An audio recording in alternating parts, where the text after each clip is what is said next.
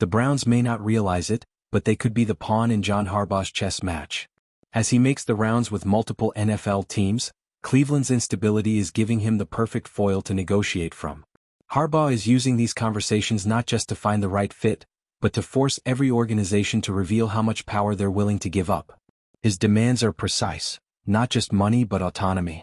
And when the Browns enter the chat, their chaotic history becomes a cautionary tale that raises the stakes for everyone else.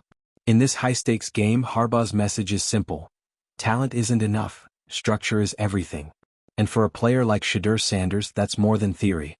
If the organization can't protect its vision from internal collapse, it won't matter who's under center. Harbaugh isn't just chasing wins, he's demanding an environment where winning is actually possible. If you're into the real story and all the messy twists they don't show on highlight reels, go ahead and subscribe. And if you're sticking around to see how this Browns QB chaos plays out, you should definitely be subscribed. NFL owners are furious, and not because of anything that's been announced publicly. The anger is coming from what's happening quietly behind the scenes, where John Harbaugh has been making moves that look less like interviews and more like leverage plays. These aren't quick check-in calls or courtesy conversations. These are long, detailed discussions with multiple teams, and every owner involved understands what this really is. Harbaugh isn't asking for a job. He's setting terms. The Browns, Giants, Titans, Raiders, and Cardinals are all part of this web of phone calls. But none of these conversations are happening in a normal hiring framework.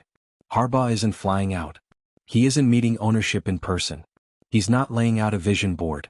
He's asking direct questions about power, stability, and whether an organization can get out of its own way. That alone is enough to make owners uncomfortable, because it flips the usual power dynamic completely. What makes this situation explosive is that Harbaugh is doing this while staying technically uncommitted. He's not closing doors. He's not opening them either. He's letting every franchise know that before anything moves forward, they have to prove they won't sabotage him once he's in the building. For Cleveland, this hits a nerve immediately. The Browns aren't just another team on the call list. They're the test case. The question isn't whether the Browns have talent. The question isn't even whether they have draft capital. The real issue is whether this organization can convince a coach like Harbaugh that ownership will stop interfering once a direction is chosen. Around the league, Cleveland's reputation is well known. Coaching turnover, front office tension, ownership involvement that goes beyond writing checks. Harbaugh's interest in Cleveland isn't about fixing a roster. It's about fixing an environment, and that's where the discomfort starts. Because that's not something you can solve with a contract clause or a press conference promise. From Cleveland's perspective, the stakes couldn't be higher. Being part of these calls gives the appearance of relevance and leverage. But it also exposes the franchise to scrutiny it can't talk its way out of. Harbaugh isn't impressed by facilities or slogans. He's asking whether decisions will be his, or whether he'll be overruled when things get uncomfortable. What's different about these talks is how deliberate they are. Harbaugh isn't reacting to openings. He's shaping them. Every call serves two purposes at once. First, it lets him evaluate organizational behavior before ever stepping into a building. Second, it puts pressure on ownership groups to reveal who they really are when challenged. Reports indicate that Harbaugh's demands are substantial, but not unusual for someone operating at his level. A salary around $20 million per year. A large assistant coaching budget. Authority that isn't symbolic. Total control over football decisions. None of this shocks people who understand elite coaching negotiations. What shocks them is that Harbaugh is making these demands before he even agrees to meet. That's why owners are uneasy. These calls force them to either be honest about how much control they're willing to surrender or to bluff. And bluffing a coach who has no urgency to sign is a dangerous move. Harbaugh has the leverage here and everyone knows it. For Jimmy Haslam, this situation is personal. The Browns owner has heard the criticisms for years. Interference. Instability. A lack of trust from coaches around the league. Now those criticisms are no longer coming from analysts or fans. They're coming directly from one of the most respected coaches in football, behind closed doors. Harbaugh's questions reportedly center on structure. Who makes final decisions? How disagreements are handled? Whether ownership steps back when the season starts. These aren't hypothetical concerns. They're rooted in Cleveland's history. And Haslam knows that without credible assurances, this process goes nowhere. The problem is credibility. Anyone can promise autonomy. What Harbaugh wants is proof. Proof that once he takes the job, the organization won't panic, won't interfere, and won't override his decisions when adversity hits. That's not something Cleveland can easily demonstrate, because it hasn't happened consistently before. Matches master collection. On paper, Cleveland has reasons to feel confident. The roster has talent. The defense is strong. There are pieces in place that could support a winning team. But Harbaugh isn't evaluating this like a fan or a commentator. He's evaluating it like someone who's been burned by organizational dysfunction before. When Harbaugh looks at Cleveland, he's not asking whether they can win a game. He's asking whether they can sustain success without imploding internally. He's asking whether the structure supports development, discipline, and long-term planning. Those answers don't come from tape or statistics. They come from how ownership behaves when things don't go according to plan. That's why Cleveland's inclusion in these calls matters so much. They aren't being judged against other rosters. They're being judged against other ownership groups. And that's a far tougher competition. The quarterback discussion keeps coming up, but it's often misunderstood. When Harbaugh asks whether he can win with the quarterbacks on the roster, he's not dismissing talent. He's probing something deeper. He's asking whether the organization will allow a quarterback to be developed properly. SHEDEUR Sanders' name is central here, not because of doubt in his ability, but because he represents potential that can either be maximized or wasted. Harbaugh understands that quarterbacks fail more often because of unstable environments than lack of skill.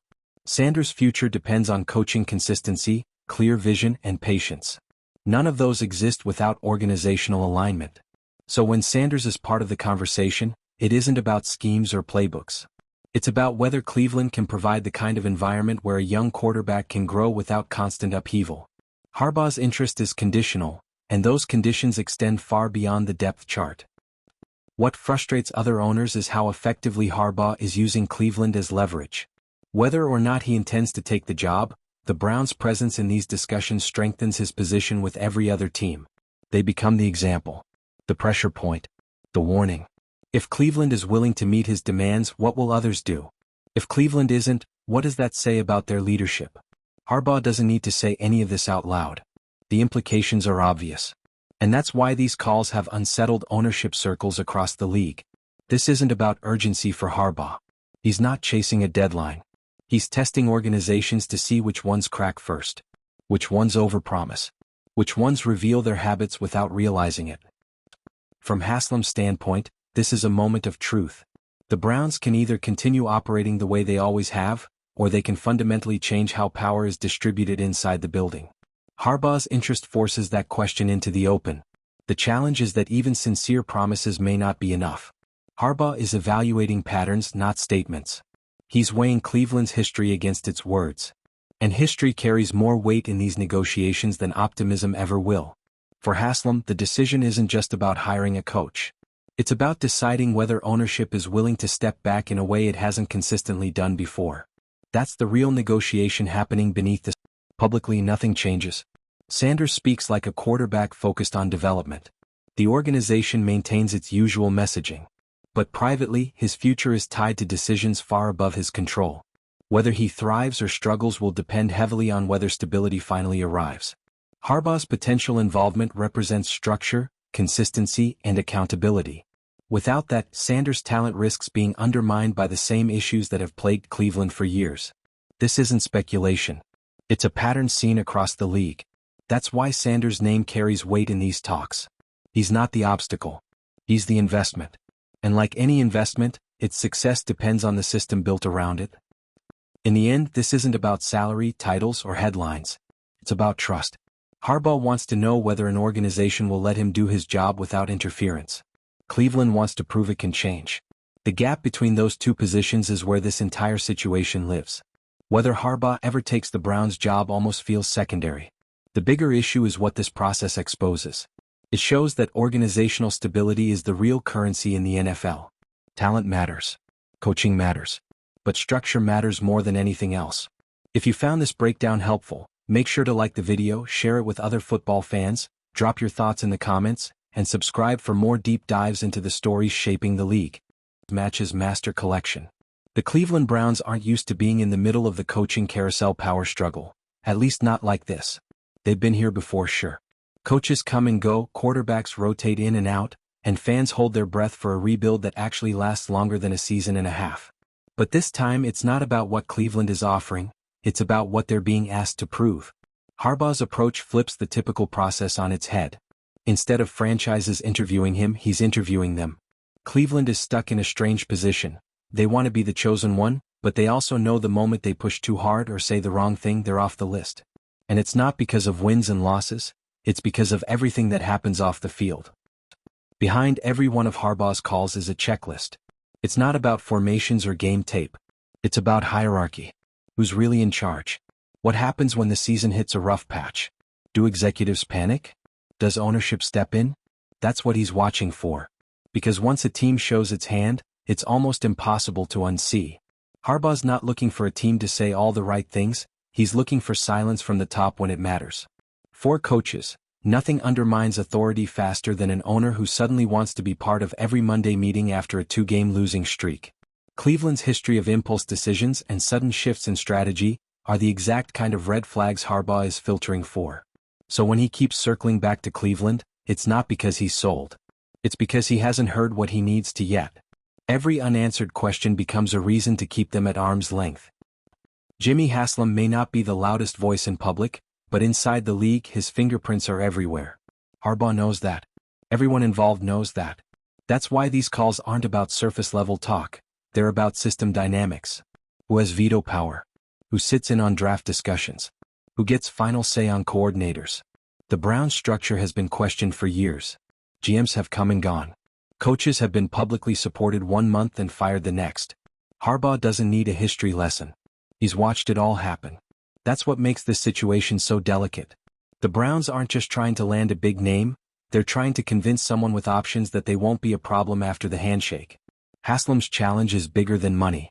He has to convince Harbaugh that the same habits won't repeat themselves. That's a tough sell when the league has already formed its opinion on Cleveland's leadership style. There's another layer here that complicates everything: SHEDEUR Sanders. His development is a wild card in these negotiations, not because of talent questions, but because of infrastructure doubts. Harbaugh's reputation for molding quarterbacks is well known. But even the best coaching minds can't fix an environment that's broken at the top. Every conversation about Sanders eventually becomes a conversation about consistency. Will he get the same offensive coordinator for more than a season? Will decisions about his play style be made by football people, or owners with opinions and agendas? For Harbaugh, the answer to those questions has to be yes. If not, it's a deal breaker. No coach with his resume wants to walk into a situation where their QB's future is dependent on factors outside their control. Sanders isn't a risk, he's a reason for Harbaugh to walk away if the foundation isn't solid. The problem with trying to sell a new version of the same old Browns is that history keeps walking back in the door. And Harbaugh has been around long enough to know that an owner's habits don't disappear with a press release. Cleveland can promise change, but Harbaugh's strategy is to wait and see if they actually act differently when it counts. Even the Browns' defenders can't deny the pattern. Every few years a new coaching staff is brought in, full of optimism and promises. And every few years that staff is replaced when the record doesn't flip fast enough. Harbaugh sees through that. He knows that unless Cleveland breaks that cycle, truly breaks it, nothing else matters. So when people say Harbaugh is intrigued by the job, that might be true. But intrigue isn't commitment. It's curiosity mixed with skepticism. And the Browns have to earn their way out of that category. Around the league, owners are watching Haslam closely. If he bends to Harbaugh's demands, it sets a precedent. Not just for Cleveland but for how power is distributed across other franchises. That's part of why the tension is so high. This isn't just about one coach, it's about the message it sends to every other high-profile candidate. Some owners don't like it. They're not used to being challenged in this way. But Harbaugh's stance forces transparency. Haslam can either accept the challenge and change how the organization functions, or he can risk losing a coach who could finally bring stability. There's no in-between. Harbaugh isn't asking for symbolic gestures. He wants guarantees. And in a league where owners are used to calling the shots, that kind of ask hits a nerve. Meanwhile, Sanders keeps doing what he can in front of the cameras, saying the right things, keeping focus on the field. But everyone knows the truth. His development hinges on the outcome of decisions he has no control over. If Harbaugh doesn't come, who does? And will that coach have the backing to build something real or just be another placeholder? Sanders isn't a savior. He's a potential star who needs a system that believes in long-term planning. That's what Harbaugh brings. Not just a new playbook but an operating system overhaul. But without assurances from the top, It's all theory. What's most frustrating for fans is how little of this is about football. The Browns could be a playoff team with the right leadership. But leadership doesn't just mean talent evaluation. It means discipline, autonomy, and consistency from the top down. And that's what Harbaugh is still waiting to see. Cleveland's biggest issue has never been hope. It's been execution. And not on Sundays, off the field, in the offices where long-term visions are supposed to be protected. Harbaugh knows this. He's not looking for a perfect roster. He's looking for an imperfect organization that's finally ready to let someone clean house and stay long enough to see the job through. It's why the conversations haven't stopped. Harbaugh hasn't walked away, but he also hasn't moved forward. He's waiting to see if Cleveland blinks. If they make a move too soon. If they leak something to try and win the public battle. That's how he'll know they haven't changed. So far, the Browns are still in the game. But time doesn't favor indecision. Eventually, Harbaugh will pick a team. And if it's not Cleveland, they'll have to live with the reasons why. The irony of all this? Harbaugh doesn't need this job. That's what gives him the power to hold out for the perfect situation. And that's why teams like the Browns can't afford to treat this like any other negotiation. The old tactics won't work. Harbaugh's approach is about legacy, control, the chance to build something without interference. If Cleveland gives him that, it changes everything. If they don't, someone else will. The rest of the league is watching because this negotiation isn't just about the Browns. It's about whether top coaches can finally shift the power balance away from unpredictable ownership and towards stable, professional leadership. If Cleveland wants to change their narrative, this is the moment. Not when the contract is signed. Not when the press conference is held. Right now, when Harbaugh is still listening. Still asking questions. Still willing to give them a chance to prove they're ready to evolve. The window is open, but not forever. And if they blow it, it won't just be Harbaugh they lose. It'll be the credibility they've been trying to build for years.